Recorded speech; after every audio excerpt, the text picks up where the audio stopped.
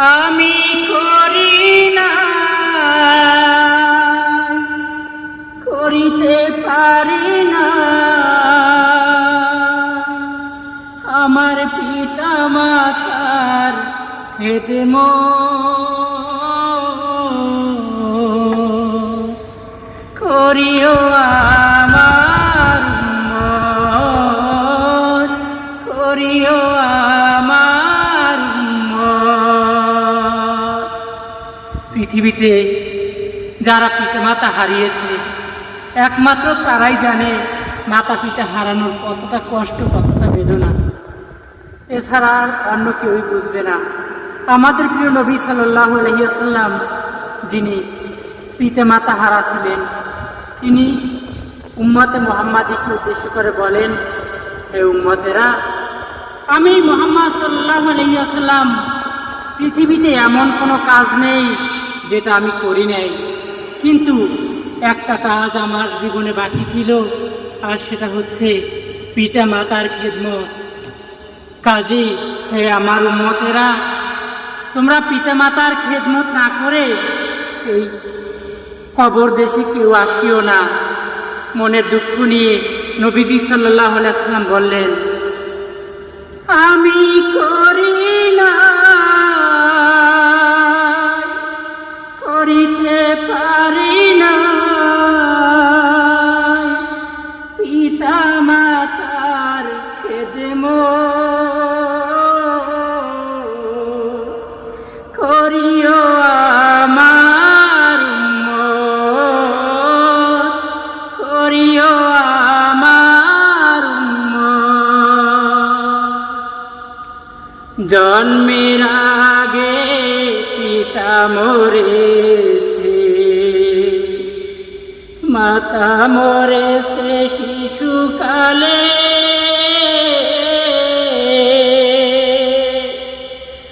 আমি এতিমে লিখিলে। জন্মের আগে পিতা মরেছে, মাতা মরেছে শিশুকালে,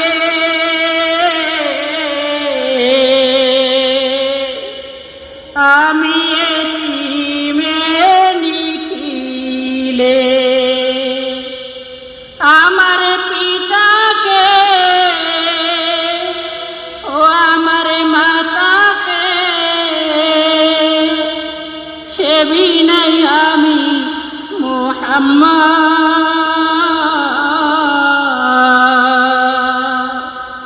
করিও আমার উম্মত, করিও আমার উম্মত। আমি করি না, করিতে পারি না, পিতা মাতার খেদমত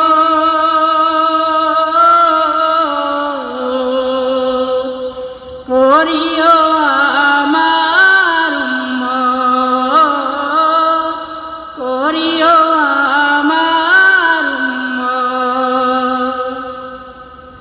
পিতাকে তোমার কাবা জানিও, মদিনা জানিও মাকে,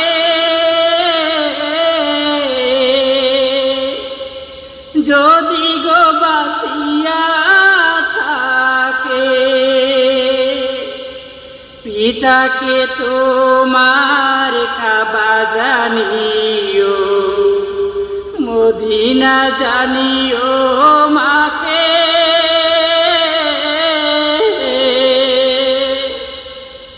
বাঁচিয়া যদি গো থাকে। সেবিও পিতাকে, সেবিও মাতাকে, কাবার চেয়েও বড় সম্পদ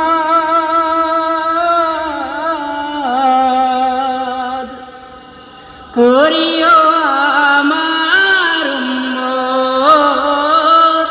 করিও আমার উম্মত।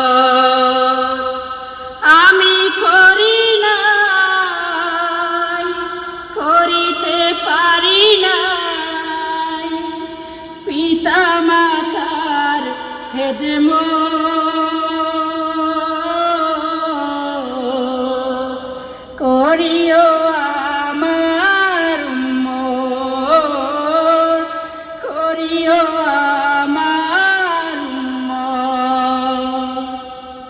পিতার মুখেতে মায়ের মুখেতে তুলিয়া দিবে যে খানা,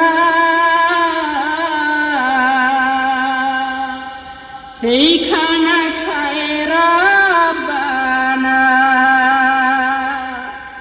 পিতার মুখেতে মায়ের মুখেতে তুলিয়া দিবে যে খানা,